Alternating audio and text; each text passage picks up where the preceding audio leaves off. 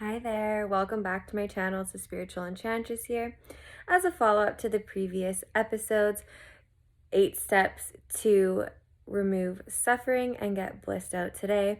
This episode is on the fourth step, I believe. So it's pranayama, and if you don't know what that means, it is breath work. It's using our breath as a tool to calm the mind, to settle the mind. Now, this may seem a little woo-woo, but I can tell you from personal experience when it has gone completely out of control, and my mind went crazy. It was like they were hand in hand. So the opposite is true as well. For instance, a few months ago, I'm pregnant, so super emotional. I had a bit of a mental breakdown, you could say. I was super upset, and when I actually look back at why I was upset, it's pretty silly. And I was so upset that I was like hysterically crying in my room, and I was doing the I couldn't even catch my breath. I was so worked up. I was so upset. And my mind was playing on repeat the reasons why I'm upset. And I was beating myself up for crying. And I was beating myself up for being upset. And I was beating myself up for being unlovable, blah, blah, blah. All these untruths we tell ourselves, what I talked about in the yamas and niyamas.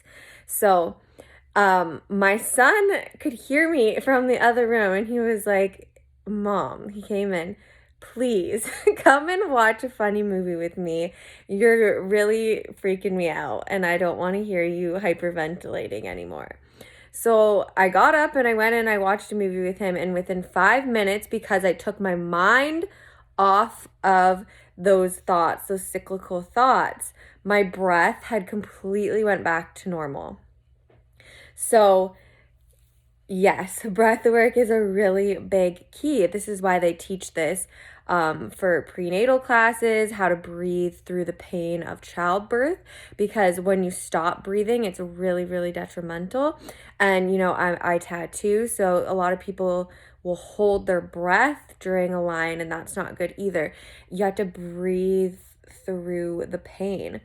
And I heard a trauma-informed yoga worker speaking the other day about how a lot of people in that experience trauma, the reason their breath gets so short and shallow and quick is because it's a fight or flight reaction to something. It's like your heart rate increases and your breath increases because you need to get the hell out of there. It's like a warning to escape the moment.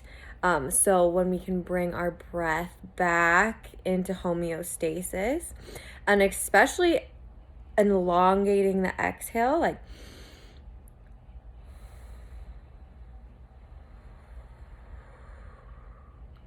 this actually triggers a relaxation response in the body.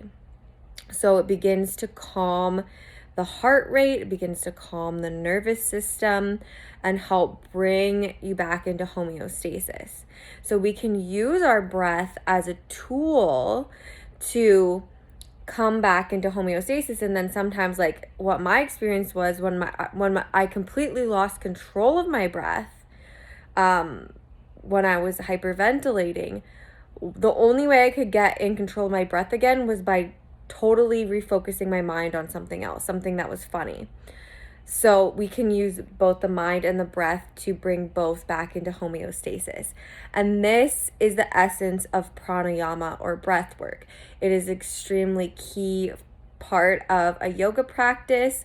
I know when I first did yoga, I was just breathing like crazy, and I was a try-hard. So I remember my teacher saying one time, "We all hear you, Letitia. We know you're trying." And it was like, oh my gosh, everyone's looking at me. But over time and practice, it's like you learn how to not push yourself beyond what your breath is capable of, and just like really breathe through the fire, be able to breathe in and out of your nose. Through this work, I used to have a really hard time breathing when I was running, and I hated running because of it, because my lungs were on fire. And I can now actually just breathe in and out of my nose without opening my mouth, which was like absolutely impossible for me before. So many different ways you can work with it, using your breath as a tool to come back to your body during meditation. Anyways, this is just a quick overview of pranayama. I'm not going to go into the hours and hours of discussion I could have with you on this one. I wanted to keep it short, sweet, and simple. If you did want to work with me one-on-one regarding this or any of the other tools discussed in the previous videos, which I will link down below, be sure to check out my website, and you can sign up for a free consultation with me and see if working with me is of interest to you. I have my live class schedule on there as well. And if you want 5 rituals to ignite your inner goddess during pregnancy, when you go to the website, it'll pop up. You can fill in your email and it will send it to you for free. So I hope you enjoyed this video. Like this video if you liked it. Subscribe if you haven't already to be updated with new content. I do a yoga flow every Monday, a tarot card reading every Friday, and I'm sorry I missed the last 2 Fridays. Bad me, I'll spank myself later. And these spiritual goodies in between. I hope you have a wonderful day. Bye.